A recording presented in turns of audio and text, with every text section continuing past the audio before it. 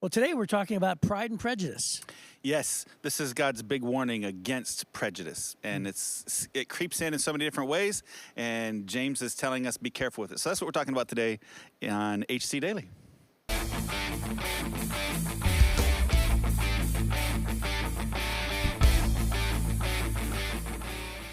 You're listening to another episode of HC Daily, a daily devotional podcast that you can listen to at home or on the go. We believe that you can grow as much as you want to grow spiritually, and this podcast can be a part of your daily growth plan. So, whether you're watching on YouTube, listening on Spotify or your favorite podcast app, we're glad you're here. Now, let's join our hosts, Jeff Forrester and Chris Zarbaugh, in the studio. So, Chris. Yes, sir. Man, I'm so excited about my question today. What secret hidden talent do you have? What secret hidden talent nobody do I knows? have? Well, I'd like to think that my secret hidden talent is I could speak Pig Latin fluently. Pig Latin fluently? Yes. Really? Yes. Are you pulling my leg, or is this true? Ude, uye, ingthe, athe, aye, udwe, ase, utse, ingthe? I'm going to guess that's Pig Latin. You don't know what I said? I know. I said, would I say such a thing? Why would I say such a thing? Oh, okay. Wow. Yeah. That should come in handy. It never does. You know what? It might come in handy if you ever have to go to prison or something. You have to come up with a fake language to talk to the people without the prison guards knowing. Do you remember the episode It'd of come The in handy in Office? prison. You remember the episode of The Office where Andy was trying to hit on Pam, and so Jim gave her all the things that she hates, and said that she hates. He said, "Oh, she loves Pig Latin," and then he did all the things she hates, like singing, and all that. And then he's like, "Udwe uye oge out ithwe ime," and she goes, "Oh wow." Okay.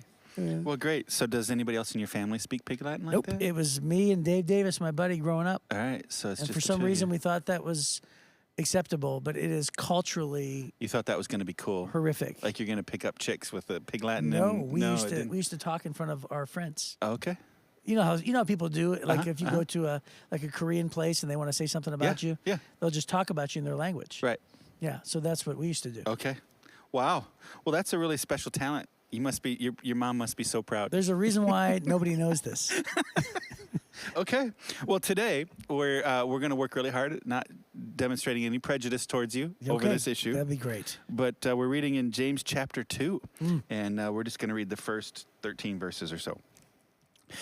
My dear brothers and sisters, how can you claim to have faith in our glorious Lord Jesus Christ if you have favor some people over others?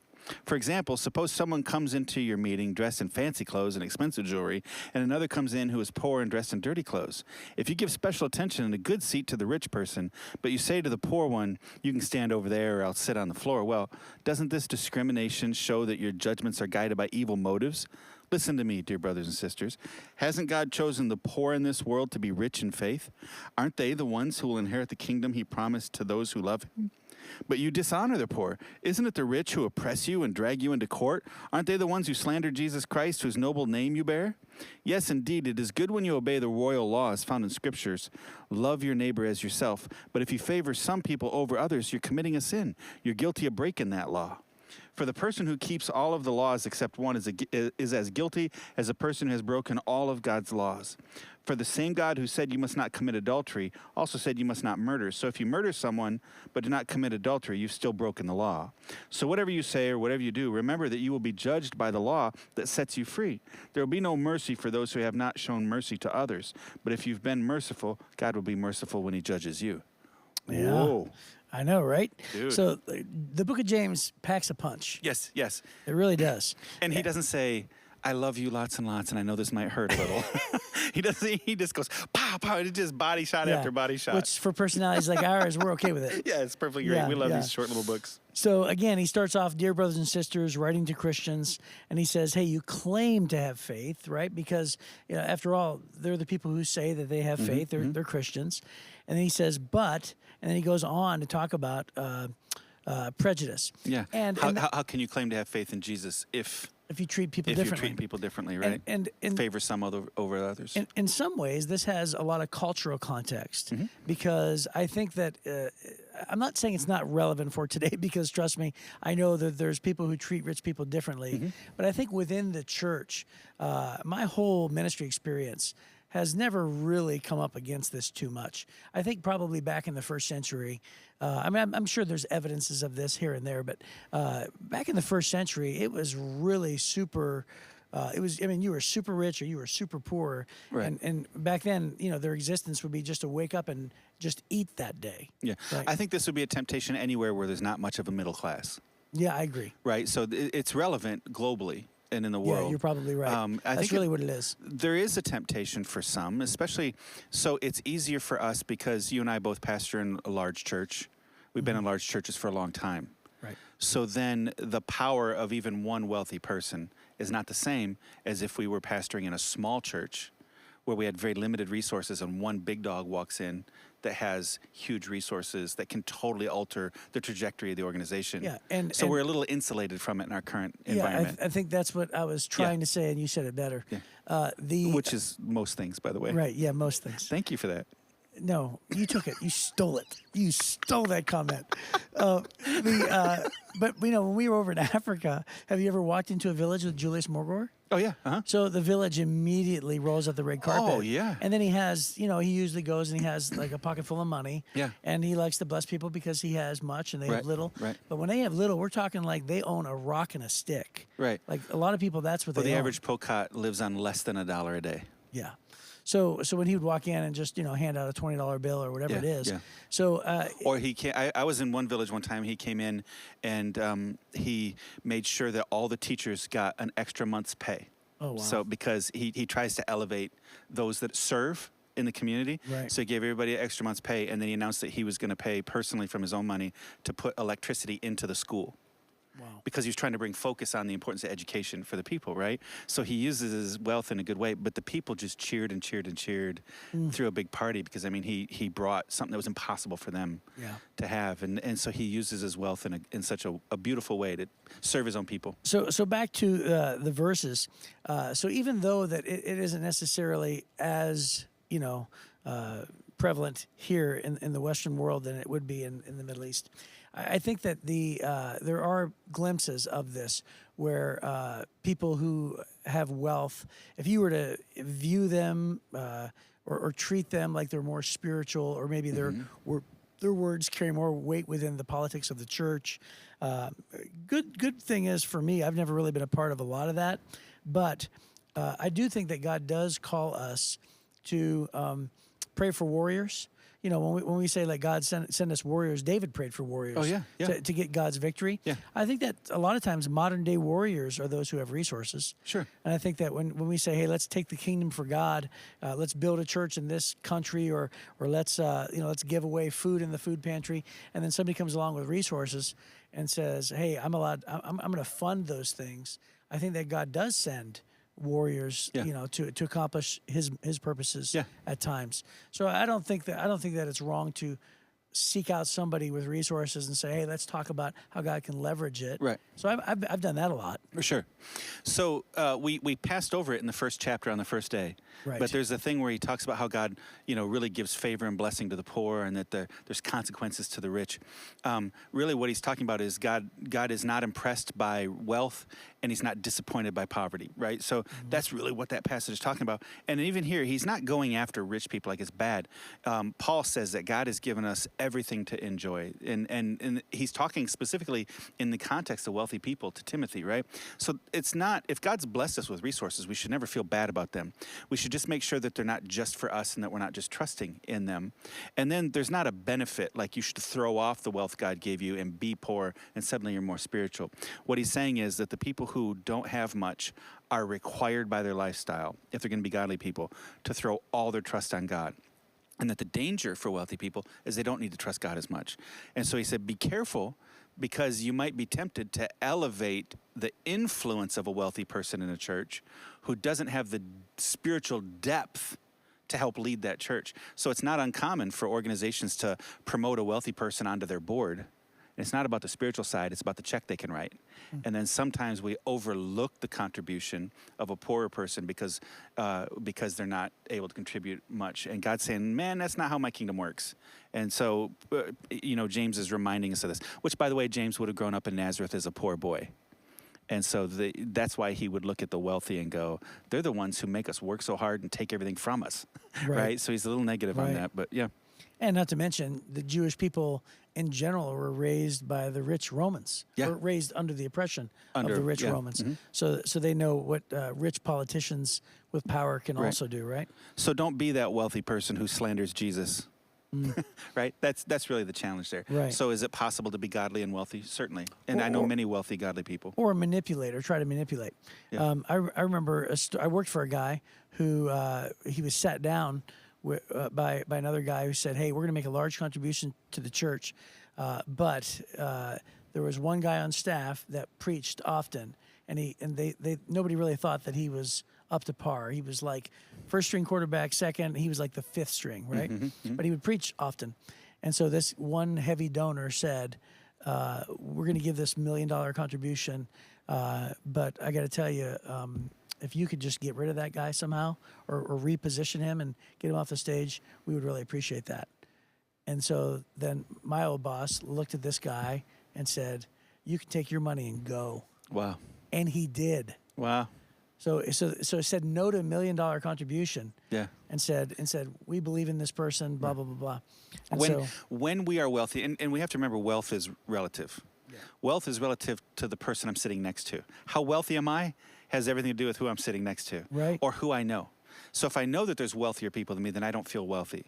But if I'm sitting in a room, and I have many times, I've sat in places before where, I know these people are living on $1 a day or less than $1 a day, and I'm thinking just my car payment this month would buy the food for everybody in this village. Yeah.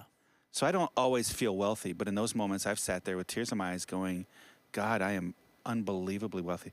The money I spent to get to that village is more than the whole village will make in a month, right? How humbling is that? Probably much more than that. Yeah.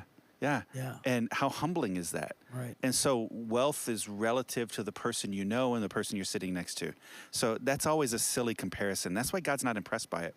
But then when we understand that when he has entrusted us with wealth, we're all wealthy, all of us, everybody listening to this podcast, you're probably listening on a $1,000 phone. Right. Right. Or in your $40,000 car. Right. Right. So we're all wealthy people. In that context, then, we should never feel ashamed of the blessing God's given us. We just understand we've been blessed to be a blessing. And that's why he pivots immediately into the royal law found in scriptures, right? I love that he says Jesus, when we would call it the great commandment, love God and love people.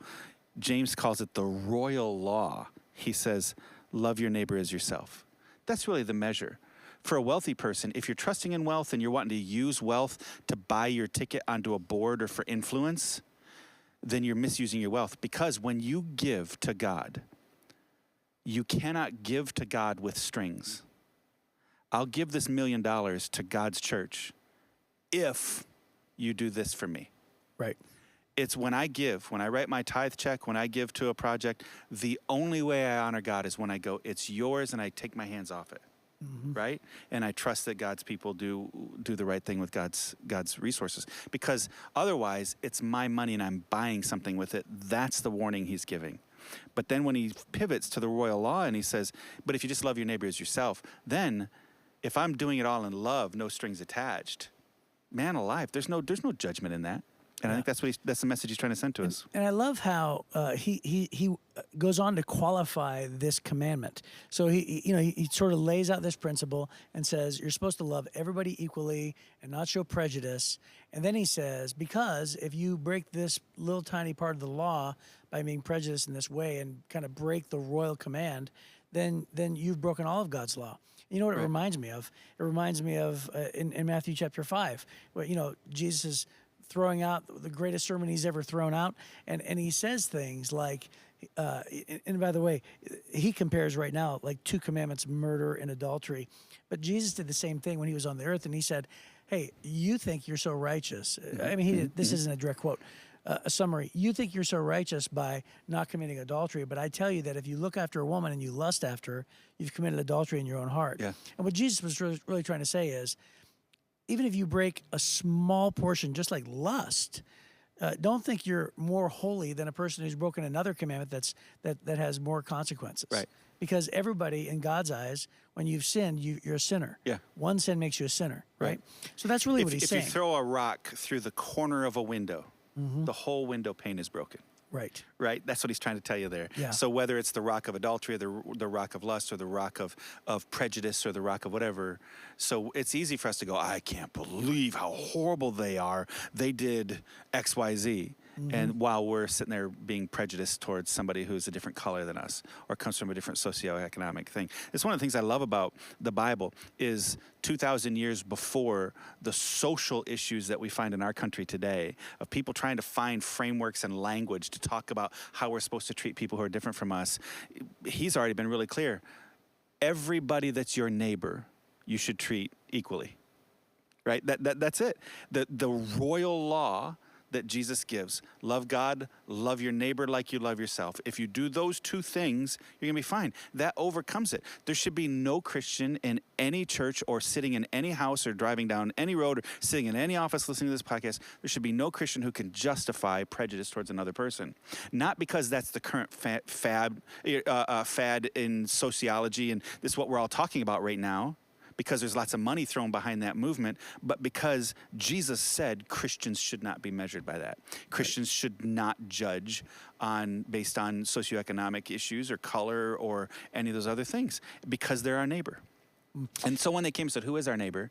Jesus goes and tells the story of the rich Samaritan and, Right, the enemy. Does that. Yeah, right. exactly. It's a story about loving your enemy. Yes. Yeah. And that's what Christians should be famous for. Right. And by the way, that we give examples of people within the church being rich and poor.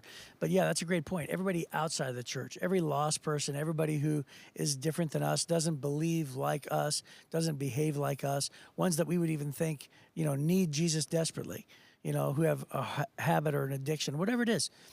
We can't be prejudiced and just realize God loves them as much as he loves us and pursues them even with greater vigor. That sometimes winds up being a surprise to newer Christians when it dawns on them that God loves their enemy every bit as much as God loves them. That's right. That's a surprising moment in a lot of lives. I remember it was a surprise to me. And then he tells us, I think this verse is an incredible verse, there will be no mercy for those who have not shown mercy to others. God's saying, hey, I'm going to judge you by the way you choose to treat other people. That's really substantial. That's what that whole thing is. And that back to that law, you'll be judged by the law that sets you free. Remember when I was talking about the chihuahua inside the gates versus outside? This is that law. We're free when we stay inside of God's laws. But when we step out in the way we treat other people, God says, I'm going to judge you that way. I'm going to judge you by the way you treat others. Ooh. Yeah, it's like I said, it's a high punching. So if I discriminate against somebody who's not my race or doesn't speak my language, does that mean I'm running the risk of being discriminated by God? Because I'm not his race or language, right? Well, I think there's a form of judgment that comes. Absolutely. I'm not sure discrimination is the right word. Yeah, but what he's saying is you're going to be judged with the same thing. I'm not going to show mercy to you if you don't show mercy. I'm not going to show kindness to you if you don't show kindness. I'm not going to show love to you if you don't show love. And I think sometimes what we want is we want God to bless us over here and kind of ignore this piece over here. And what God's saying is, I'm not going to ignore that piece over here, right? Fix it. I'll bless this when this is right too. And I think that there's so many problems that we have in our Christian life where we're trying to keep this one thing out of God's sight while we're asking him to bless all these other things. And God, that's what God's saying here is, dude, you're trying to hide this lack of mercy. I'm telling you, I'm not going to show mercy to you in these other areas if you're not showing mercy to others. We should be famous for the good that we do and the mercy we show and the love that we express and the inclusion that we have towards people who are different from us, even while we're speaking truth of God's words and love. Well, that's a great place to end. And so we'll pick up the rest of chapter 2 next time on HC Daily. Thank you for joining us today. If you enjoyed this podcast, please help us spread the word by liking this episode and sharing it on your social media platforms. Be sure to leave a comment and review, and don't forget to give us 5 stars. When you do, you help us reach even more people who need a daily devotional like HC Daily. If you'd like to hear more from Chris and Jeff, they're both teaching pastors at Heritage Church, located in Southeast Michigan. You can get more of their messages by clicking on the Messages tab at heritagechurch.com. Be sure to join us again soon for another episode of HC Daily.